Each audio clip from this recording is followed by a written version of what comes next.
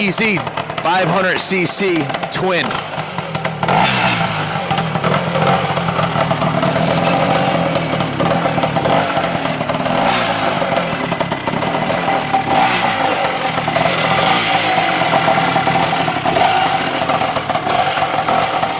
This thing's beautiful.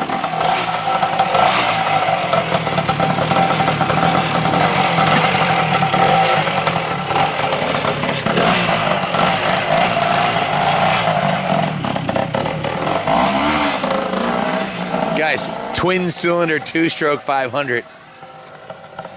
Wow. What a machine. The Stone Cold is just...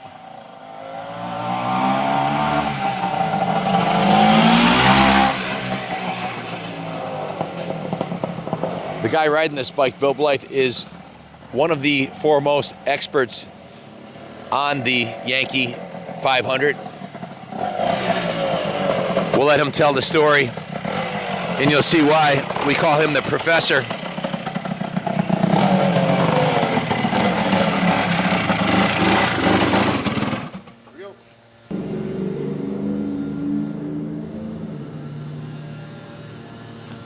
What's happening, fellas? We got a treat for you today. How you doing, Professor? How you doing, Ken? What do you think of the Yankee? I think it's absolutely stunning, and I'm really excited because I know I'm going to learn something today from you. I always do every time you give us these histories, and this bike is of particular interest to me because it's a big bore 2-stroke 500, but it's a twin. And we've been talking about it the last couple of days. So with that, tell us. Start the story, Bill, and let me know when you're ready for the brochures and stuff. Well, Ken, yeah, this bike is smack dab from the middle of my wheelhouse from back in the day. Ossa was always a single-cylinder engine, 2-stroke, beautifully mid-range powered bike. Well, John Taylor, the American importer for Ossa motorcycles, decided he wanted to have a twin to kind of come in where Triumph and BSA were leaving off. He wanted to come in, hit it hard with a big 2-stroke, a lightweight, beautiful frame, but that massive 2-stroke engine power. So he designed this himself here in New York State in Schenectady. And the Yankee Motors Company was in Schenectady, and they were importing Ossas. He conspired with Ossa in Spain to design and build this bottom end to have a twin crankshaft, double 250cc 500 engine. This is really a remarkable design. It's extremely diverse. I really don't even know hardly where to start on this because there's so much innovation with this motorcycle. Starting with the engine, designed and built by John Taylor at Yankee Motors, and then the design was sent over to Eduardo Giro at Ossa Motors in Barcelona, and they created the monster. They created the beast. But in the meanwhile, over here in America, Dick Mann, the famous flat track racer, took one of his desert racing based chassis and converted it to fit this engine, but they didn't have an engine. So John Taylor hired a machinist to build a wooden mock-up of this engine and fit it into the frame so they could continue with the development of the frame itself. Once Dick Mann heard of the engine running in Barcelona, he hopped on a plane and flew right over there to get that engine and put it in the frame. So it was, everything was happening 1, 2, 3 very fast. Once John Taylor discovered that Dick had the engine put in the frame, he hopped on a plane himself and went to Barcelona. And at that time when John arrived, Dick was out test riding the beast, the Yankee, with no expansion chambers. It just had straight exhausts. And Dick was saying that he had a 40-foot roost of earth material going off the rear tire. It was made so much power, so much power. Yeah, Dick Mann, the great rider, and John Taylor, the great visionary. And the reason I know so much about this, I've read a lot about the Yankee motorcycle, but I rode for Yankee Motors back in the day. This shirt was presented to me by John Taylor to represent the Yankee Motor Company. So you were a factory racer for Yankee back in the day, just to clarify. That's right, yes. You were formerly with Ossa also, right? Yeah, Ossa is actually a branch of Yankee. Yankee Motors imported Ossa motorcycles. Yankee sponsored me to ride their Ossa motorcycles all across the country. They had the best riders, the pro riders. They had Dick Mann designed frame, and the engine was designed by the best engineers. Right, yeah, Eduardo Giro. So it was like a team effort. Everybody got together. Incredible, international team effort. And John Taylor didn't stop at anything to make his brand. You know about making a brand, Ken, right? Yes, sir. Right on. Well, he had full bore tires on his bikes. His brand full bore was on boots. Everybody had full bore boots that buckled too. down the side. They were the best. Red, white, and blue American stripes down the front. Full bore tires made by Carlisle with that brand on the side that went on every single Yankee motorcycle, had their own very own tires. And again, he didn't stop there. This bike, it's got a cassette transmission. So you can actually remove the transmission, all the gears, without taking the engine out of the frame. Can you show us the actual pictures? Absolutely. Sure, we got a picture over here. For simple-minded people like myself, a picture helps a lot. Absolutely. This is. Tell us about this picture right here. Yeah, this is the design of the engine, and you can see the clutch on the end. It's a dry clutch here, and that's remarkable in its own self. Very reliable, and then the transmission, the entire transmission can be removed from a little door on the side of the engine. Wow. So if some of the racing back in these days, in the 70s, the early 70s, was governed by the number of gears you had in the transmission. You're only allowed 4 speeds. So this engine was extremely versatile. They had plans to make it better and better, and this original initial design was second to none. It was. It's, to this day, it still looks really simple and well engineered and very easy to work on. There's not many moving parts, right? You basically have two 250 Ossa cylinders with 2 carbs and 2 exhausts with a heavy duty beefy transmission and clutch. Right. What a brilliant idea. Genius. And it was just a little bit too late. They wanted to get in on the BSA Triumph twin cylinder, massive power racing, and they just missed it by a year. It's a 6-speed gearbox. 6-speed, yes, sir. Wow. Yeah, and you can start in first or second. There's a neutral between first and second, and then another neutral between second and third. And it was a pointless electronic ignition before its time. Right. They had it's two individual engines basically. This engine ran off this mag, and this engine ran off a mag on this side. These 2 crankshafts are keyed together, and they're keyed to run normally at this is a 360-degree crank where you fire every revolution. Well, you could take the crank apart, take them apart, and re-key them at 180 degrees, so you're firing every half revolution of the engine. So the engine performance could be modified by changing the crank arrangement. Indeed, yes. You could change it every 12 or 16 degrees, I believe. You could change it, but the index to move it to where it fired every half revolution made the bike. You could spin the tire on dry asphalt, and I've ridden one of these Yankees with that crank configuration. Massive power. Literally spin the tire on dry asphalt with no clutch. So how does that compare to a 4-stroke build as far as the firing versus a 2-stroke versus a twin-cylinder 2-stroke? Because I think you explained to me earlier, yeah, and I think that's something that they'd love to hear. Right, sure. Well, 4-strokes are great in traction. When you ride in mud, you're hitting every other time. 4-stroke power is a power stroke every other time. Well, a 2-stroke normally has a power stroke every revolution. So you're doubling the power strokes, and therefore it's a little iffy on traction. This engine, if you index the crank so you're firing like this, it's firing every half stroke. It's a constant flow of power. It's constant flow of power, so yes. where would that excel in the racing application? That in dirt track racing, yeah, where you need lots of power really quick. Whereas off-road for enduros, and this bike was intended for ISDT and enduro riding, that configuration wouldn't work, but the simultaneous firing is just like a regular normal 2-stroke, so you're firing every revolution. Very robust build quality, 9.1 compression ratio, rated at 38 horsepower, which is a very conservative state of tune. They built this thing for the long haul, didn't they? They did indeed, but it was upgradable. You could order this bike with, these are 27 millimeter single needle carburetors. You could order this with 33 millimeter carbs and stiletto cylinders. So you could have double 250 motocross cylinders with expansion chambers. This engine was incredible. That'd have been probably over 50 horse. It would have been well over 50, without a doubt, without a doubt. And that would be for a flat track application or road racing, maybe. Yes, indeed. Yeah, I've seen this engine road race, flat tracked.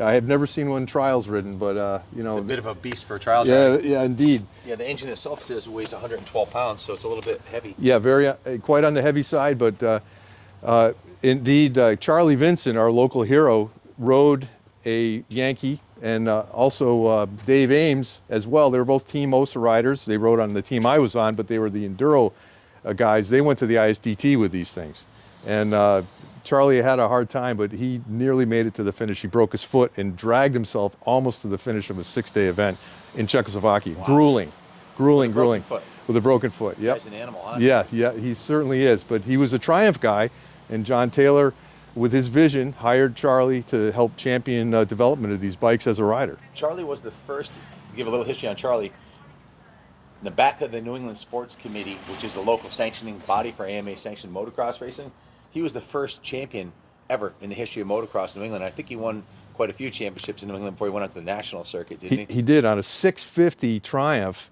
made into a motocross bike. That's gnarly. That's gnarly as hell. Men were men. Yeah, yeah. bikes were heavy. Poor brakes and no suspension and lots of power. What could go wrong, right? Wow. Right. So again, back to this bike. The chassis is chrome moly, designed by Dick Mann for BSA and converted to house the Yankee. Ignitions are Motoplat, state-of-the-art electronic ignitions. Suspension from Telesco from Spain. And steering, the crowns, the steering head here, made by Smith & Wesson. They're, forged crowns made to gun frame specifications. How's that? So a gun manufacturer made those. Yeah, Smith & Wesson right there in Springfield, Mass. Yeah, right on. Yeah, so all the best components. John, he changed some things, like one thing was the handlebars. He didn't like one version of the handlebars. He went to a different. So within that short run of 750 or so bikes, there were some minor changes made. But which one is this? This is probably a very early one because it's got an extremely low serial number, number 9. Number 9 Dream. Lucky number 9. Yeah, for sure. It's probably one of the lowest surviving serial numbers around, I would guess. I would say, a gentleman by the name of Bob Thornwalt, known as Yankee Bob. Yankee Bob. He's got more Yankees than anyone else. I met him at Mid-Ohio. He's an awesome guy. He's an absolute legend. He can ride like the wind. I actually rode with him on the ISDT reunion ride where he rode a Yankee.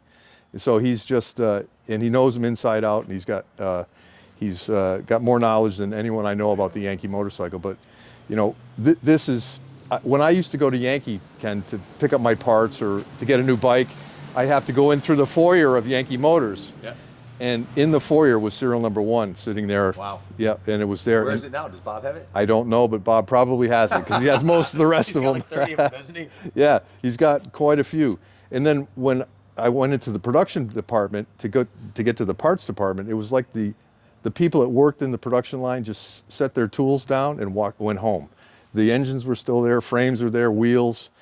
It was all like as if they were going to come back tomorrow, but they'd been gone for a couple of years by the time I got there. Wow. Yeah, I started riding for Yankee in 1974, and by July of '73, Yankee's production ceased. So, it was kind of a sad end. It was a genius idea. This bike represents all of that, and it's, in my opinion, as good as it's going to get. It looks brand new, Bill. I mean, this bike is 50 years old, and I don't see anything on it that looks used. It looks like it just came out of a time capsule. Yeah. And tell them where this came from. It came from another local legend. That's right. Our good friend and now deceased, God rest his soul, Jim Hollerich, had this in his museum. And it was proudly displayed there along with a couple of other Yankees. He was a big fan of the Ossa Yankee brand and Bultaco. And this was one of, I'm sure, his favorites because it was so well preserved. Indeed, they are a bit on the fragile side, the thin fiberglass tank and side covers, but all there. And I'd be willing to bet when you take this side cover off, you're going to find the sticker on the inside that I just showed you. We've got it right here. That tells you how to service the air filter and how much oil to put in it. This one literally is impeccable. And a lot of it, this was in a museum, it was in the trail bike museum. Just one of the things that struck me when you rolled it up, Bill, was how massive the forks are on this thing. Yes. For that era, I don't think I've ever seen a set of forks this big on a 72. That's right. That's right. They're huge, and the triple clamps designed by and built by Smith and Wesson, I believe you said, yeah, are remarkable in the thickness and the quality. And the fork lowers are chromed aluminum. The wheels are polished aluminum. The hubs, right. The wheels look like they're chrome, but they're a loop polished aluminum. Just the fit and finish. This is a no expense spared build project. That's right, and those are Acron rims. They were the period, the best wheels of the period, and still very remarkable and respectable today. Yeah, John didn't. He wanted the best bike, and it didn't matter how much it cost. He had to, reach out and get funding elsewhere because it really it was very taxing to develop a motorcycle like that, and all the crew that went with it. Hiring Dick Mann, the great man, to come across country from Nevada to live in New York State for quite a period of time to be the head engineer on the project was remarkable. And he's a legend, absolute legend in our industry. Absolutely, yes. If you've ever seen the movie On Any Sunday, he basically starred in it. He and Malcolm Smith, and he was a household name for all of us motorcycle people back in those days, for sure. Guys, if you haven't noticed, the Yankee banner that Bill had Bill has his own private museum where we shot the Sizzler reel for Discovery when we did the reality show. He has an incredible collection of this type of memorabilia in like brand new condition. That logo matches what's on the tank here and matches what's on the shirt. So they and I love the red, white, and blue, of course, right? Right. The silver paint on this, the silver frame, the yellow stripes. I can't think of a better color combo to make this thing pop with the chromed out wheels and forks. It's just absolutely beautiful. Right, and this really is a classy motorcycle. I mean, it's a two-stroke 500. It's badass, but it also has a certain era class about it. Bill, you've got a massive collection of history here that we'd love you to share with us when you're ready. Right, yeah. This we'll use the seat for a workbench here, but 764 of these bikes were made from April 72 to July of 73. And that's an approximate number, but it's pretty close approximate. And that's from our friend Bob Fornwalt. The Yankee brochure that you would get at the Yankee dealer when, we've all got a Yankee dealer here in our neighborhood, don't we? Manchester Honda was a Yankee dealer. Oh, wow. Yes, they dealt in the Yankee. That's pretty cool. Yeah. This is exactly what it looked like brand new, and it's exactly what it looks like now, 50 that is years it. later. And you could get it with either knobby tires or Trials tires, and this one obviously was ordered with the Trials tires. And it looks like it's street legal, too. It's got the headlight, the tail light. That's right. It's got all the It's doohickeys. showing 454 miles on the odometer. That's very believable. I would say it's original. Obviously, John had the pride to put Yankee on the fork caps. And these bikes originally came with a full bore chain, full bore tires. Even the oil was full bore too. That's right. Yeah, they made full bore oil for sure. So here's a parts catalog for the Yankee that also has information in if you're ever to take one apart. These machines came. They're in some ways are crude, but they did the best they could. Well, the engineering 50 years ago was a little different than today's. A little different, but they were picking up on things like these Motoplat ignitions. That was something that was a state-of-the-art component in any bike. And then we've got a few more little doodads here. I don't know what this is. Oh yeah, this is an owner's manual. Wow. So this tells you how to, this is our friend Dave Ames, who rode with Charlie Vincent in the ISDT. In fact, this bike is still in existence. Most of those went through that kind of conditions. That's why they don't look like this. That's right, exactly. Yeah, they were used, serious off-road competitions. So this basically tells, some of the details about, how to maintain your Yankee. They really were ahead of the game with this. This is a lot of work to put a book like this together. This, I believe, is John's son, John Taylor's son, Trent, who was tragically killed, but he was a model for the Yankee. And here's the Yankee Works, which I was mentioning. Some welding going on the exhaust system, and it's just an incredible piece of history here. So, yeah, to see all that is kind of neat. If you're going to be a Yankee owner, you want to have this. And then this is the sticker that goes on the inside of the side cover. It basically tells, a few of the details you need to know if you're going to be a Yankee owner. If anybody's ever restoring one of these, give us a call. We'll take a picture and send it to you so you can have it remade. Right. This is a delivery ticket for a Yankee motorcycle that was shipped to Yankee West in California. That would be on the handlebar. That would have been on the handlebar. Yeah. We've got various little stickers here, things that went parts department, Yankee Motor Company. I should. My wife doesn't like this, but I save everything. So description 50 years of the later, when you want to find out what you're working with, it sure comes in handy. That's right. Some of this stuff is unobtainium. The people who designed this may not be alive anymore. True. So, yeah, we've got test results here from the Yankee from 1972, Motorcyclist magazine. They put it through its paces. Here's an image of a rider going through a water crossing, and here is the prototype with the wooden mock-up engine that I was talking about earlier. Wow. And that is the first Yankee, and this is Dick Mann himself. With the tie on. Yeah, with the tie on. John Taylor, whose brainchild the Yankee is, and this gentleman engineer here. I don't know his name, but anyways. Was Dick still racing at that point, or was he Yeah. retired? Oh yeah, he still raced. Yep. And I'm told that he could go out and show even Mick Andrews, the world trials champion, how to go fast on a motorcycle. He was the real deal. He was the real deal all the way. He was through and through motorcycle, like Mr. Motorcycle. So yeah, all this to describe the Yankee. And John Taylor was more than willing to take things apart to show how they worked to the world. So there's a few other things here, but What else you got in there? Yeah. Let's not stop now. Yeah. Okay, we got some Yankee stickers, and these are all original, and then Did we show them the brochure already?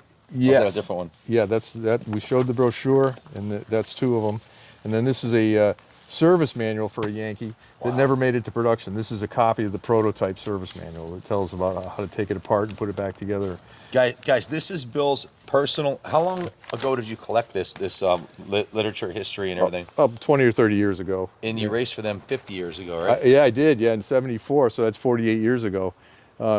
Yankee. John Taylor was a distinguished gentleman. He was that kind of guy that he had the glasses that looked European, very distinguished air about him, well-spoken, look you right in the eye. Yeah. And he hired young men like myself and Kevin Lavoie and others to try and hit the mark, and he did with Don Sweet. Don Sweet became New England Trials champion. You wanted to win races. Kevin Lavoie went out and won the Blackwater 100 on an Ossa.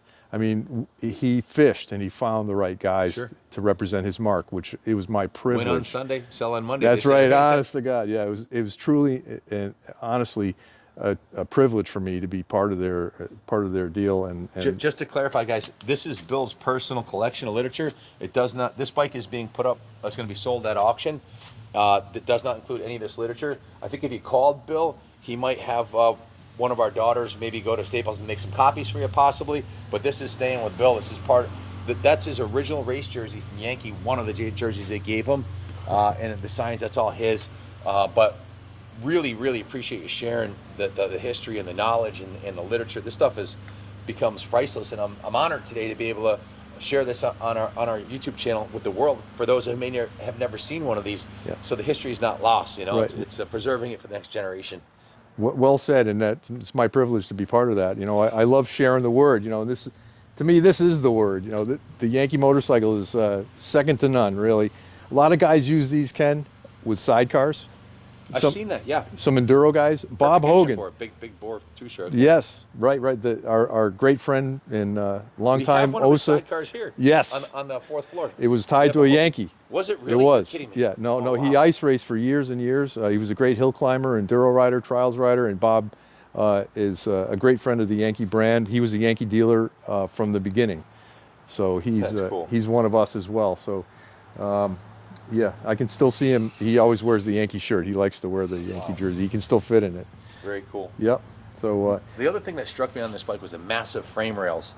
And you had said that Dick Mann had designed this originally for a twin-cylinder Triumph motor or a BSA, which would have been far in excess of 112 pounds, probably in the 150, 175 range, if I had to guess. Right? Without a doubt. And it's chrome moly. It's the best materials available. Still to this day, thin wall, big diameter tubing, much greater stiffness with that kind of material. Big diameter, thin wall. You can get a lot of strength out of those Everything's tubes. big on this bike. The forks, yeah, the massive forks, the tank, it's really robust design. One of the things that they had a difficulty with in design on this is where to put the exhaust. Because Ossa, I like what they do with it. Ossa, which is, basically this is two Ossa engines. Ossa made the best expansion chambers on the planet. They made expansion chambers that could bring the most life out of a two-stroke of anyone. So they were big. We've had the Stiletto TT here that had that massive exhaust. That was nasty. Yes, well, fast. This is the same potential of that, but times two. But they didn't know where to put the exhaust. So when they put the first prototype together, Dick Mann suggested just having a couple exhaust dumps. And that's what they did, even though Eduardo Giro did not want to do that. He liked technology and not just cut off exhaust. But in order to try the bike, that's what they did. And Dick Mann I can quote him as saying, "You should have heard that," because it was so loud. Yeah, such grunt. But they were able to pancake an exhaust and put it underneath the engine, and then put a massive skid plate The under skid plate that. looks super robust. 3/8, looks like 3/8 inch steel. Yeah, right. Or aluminum. Aluminum, and they're now it's protecting the exhaust, which is very fragile. And they had to make that out of stampings, which was quite a complicated thing. I think that was one of the biggest hurdles they had to get over to get this bike to production. But again, all the best of the best, really. Disc brake on the rear, which was ahead of its time too, wasn't it? From what I understand, it's the first production motorcycle, dirt bike, ever to have a rear disc. Wow. So, I thought Rokon was. I did too, but I think Rokon had it on the front. I'm not sure they had it on the back. Yankee beat him to the punch. Yeah, yeah. Rokon had that little tiny disc on the front, but yeah, this is this example is, makes me smile, because it is really in perfect or near perfect, correct condition. All the little details. This flap here for the license plate, that's OEM stuff, and the reflector as well. So they and the switch gear, all the fragile components that people that were going to race these bikes might have gotten rid of are still in existence on this bike. The Magura throttle. This is a twin pull quick release throttle, which if you broke a throttle cable in the woods, you could easily pop this cover off, and inside is the workings of the throttle, where you could change the cable on the trail. Wow. So that was often a problem back in the day, because of the small diameter here, the cables would stress more quickly than they do today. So, and it's a throttle stop as well, in case you needed to, light your cigar while you're riding. You could tighten that down. Or if you're riding on a long trail or a desert. Yeah, right. You want to rest your hand. Yeah. Yeah. Very cool. So yeah. There's not a lot more to say about the Yankee, other than it was made from a time when riders might want to have right-hand foot shift. So it's got a stub shaft coming out of the engine right here that is For a flat track application or something? This is the shift shaft coming out of the right side of the engine, and you could, as a flat tracker, put your shifter on there, or if you wanted to, I have a left-hand conversion, or a left-hand foot brake conversion for these, so you could actually run it either way. You could run a right-hand shift or a left-hand shift. So show them the cap, Ronnie, that goes on there. It's just a little plastic cap to keep it from getting messed up. Right. Yeah, that goes right on there to keep the shaft from getting any abuse. So yeah. Guys, if you want to see it, it'll be on display in the New England Motorcycle Museum right here on the 3rd floor.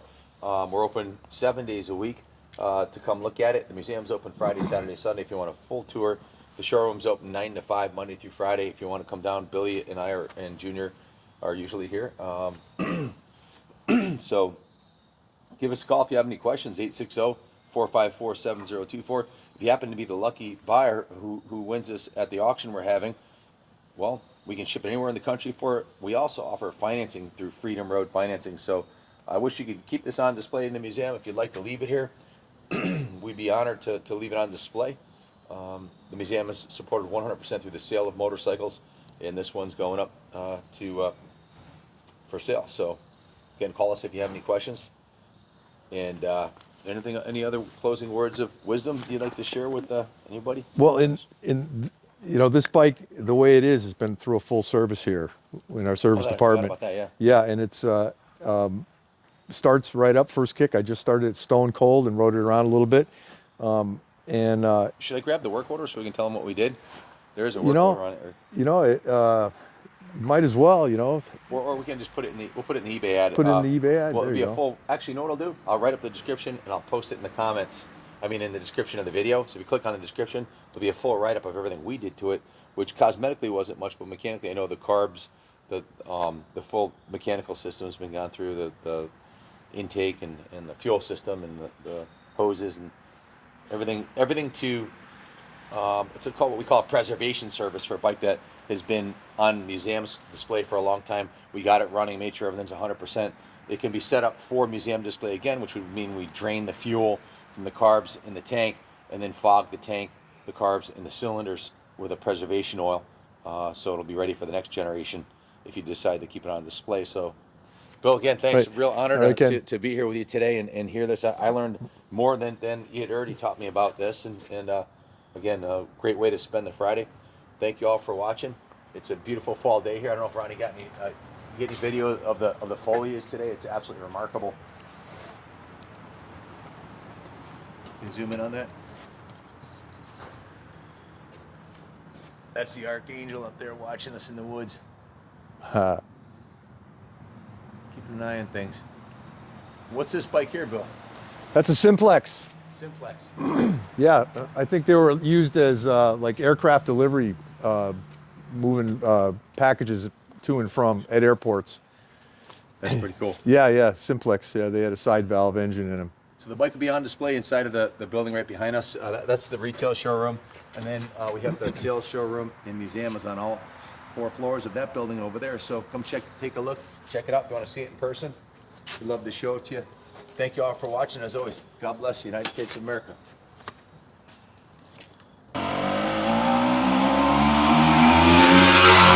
Hell yeah! 500 cc's of twin cylinder 2-stroke. It's 2-stroke Tuesday, boys. The class of 1973.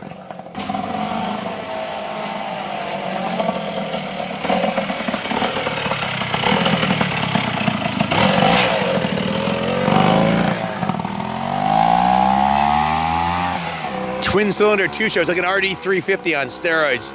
500 cc's.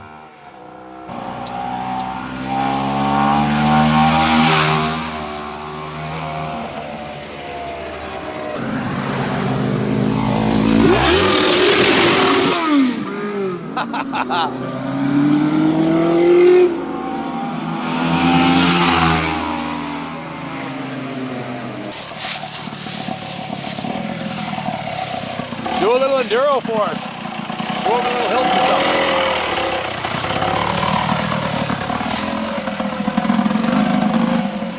These were ridden in the international 6-day trials, guys. Make no mistake. It's off-road capable.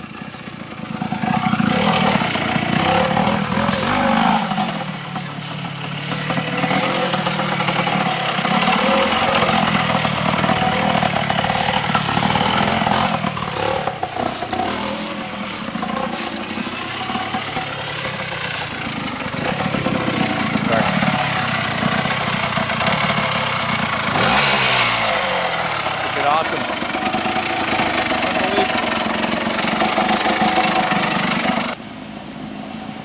Here he comes.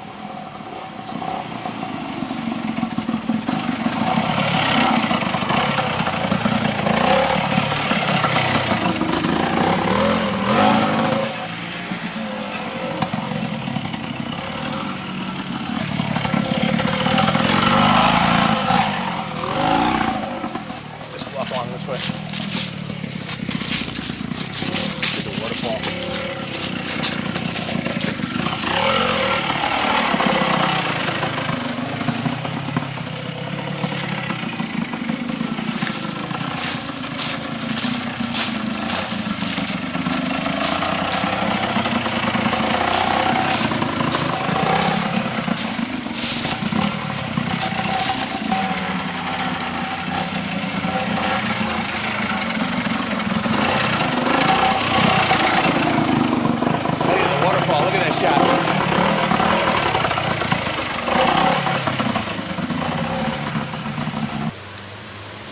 Beautiful waterfall.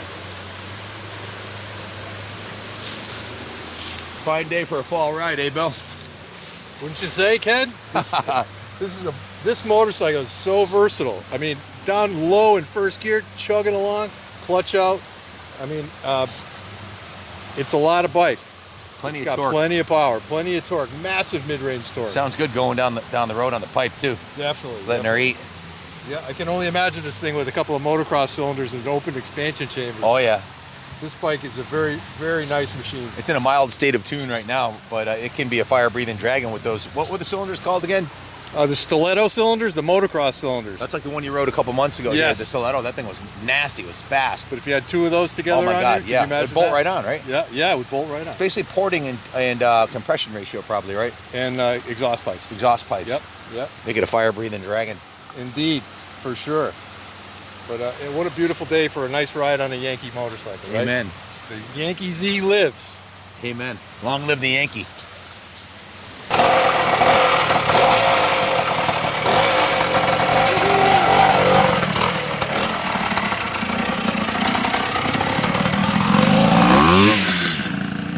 Like Bill said, this thing was ahead of its time, for sure.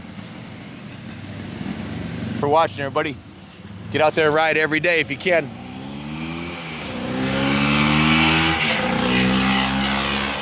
What a cool piece.